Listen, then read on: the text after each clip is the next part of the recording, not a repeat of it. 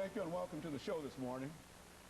The topic this morning is President Obama's stimulus plan, and we're fortunate to have with us to talk about President Obama's stimulus plan, Pastor Ronnie T. Mitchell. And of course, Pastor Ronnie T. Mitchell is the pastor of New Livingstone Church in East Nashville. And of course, Pastor Mitchell, yes, sir. Let me welcome you to the show this morning. Thank you. And to tell you, Pastor, how delighted we are to have you with us this morning, and especially to talk about what we consider to be a very, very important program. Yes, sir. And that is President Obama's stimulus plan. Yes, sir. But now, before we get into that, Pastor, let's see if we can have you to give us some information about Pastor Ronnie T. Mitchell. Yes, sir. That is information about your background, your education, some of the things that were important and eventually leading you to us this morning, and yes, then sir. we'll talk about the stimulus plan. Well, Dr. Haney, first of all, let me just say thank you for allowing us this opportunity to come at such a pivotal time in our history.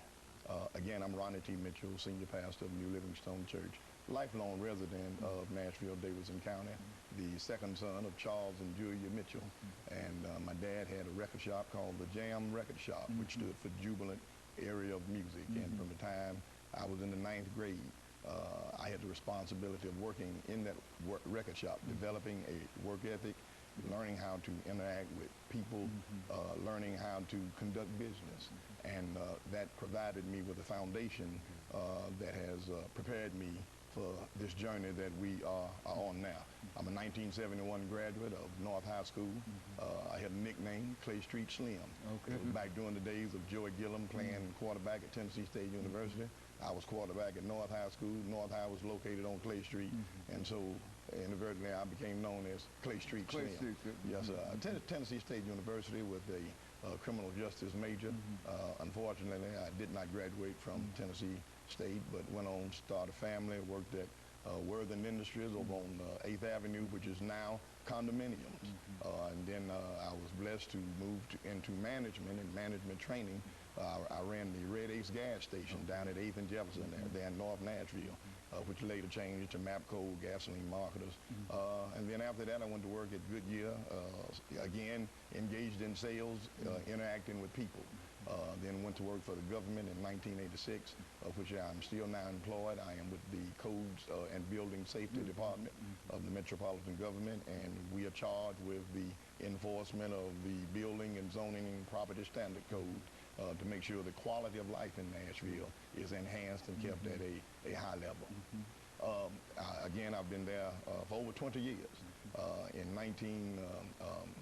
2005, we were looking at the condition in the community and saw that a lot of construction work was going on, particularly in the the Sam Levy project area. And we noticed that all of the work was being done by other ethnic minorities and supervised by members of the majority community. And when we inquired about it, we were informed that there were no blacks in the construction industry. And to this day, that is a problem that faces us, that we must change. And that is one of the main reasons why I'm here. Because it was in March of 2005 that we organized the Middle Tennessee Diversity Contractors Association.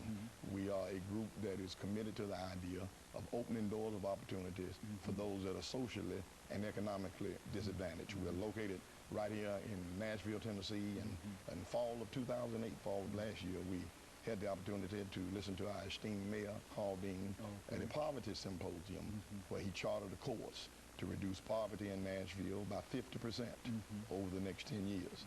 And so in exhorting and encouraging us, he reminded us that we need not fear innovation. And so to that extent, we've come with a program that is innovative, that is comprehensive, that is doable. And we believe that the immediate listening audience and anyone that hears this broadcast would be willing to step to the plate and help us all they can. And so you do believe that the stimulus plan, of course I think we're getting ready for our first commercial break, but in terms of statements in reference to it, you do believe that the stimulus plan that Mr. Obama has laid out can successfully help meet the needs that you feel that we have in bringing more people into the economy. The potential is there, but what we must make sure is that grassroots citizens mass to make sure that we are at the table as it relates to the monies being dispersed, spent, and accounted for. And so the plan is there, but you're here as you're indicating to make sure that we are aware of it. That's and right. we know how to access that money, because simply because it's there does not necessarily mean that we have access to it. Is that right? Exactly. And of course, we're going to take our first commercial break, Pastor, and then we'll come back and get into some aspects of it. And we'll be back with our audience following this very, very short commercial break.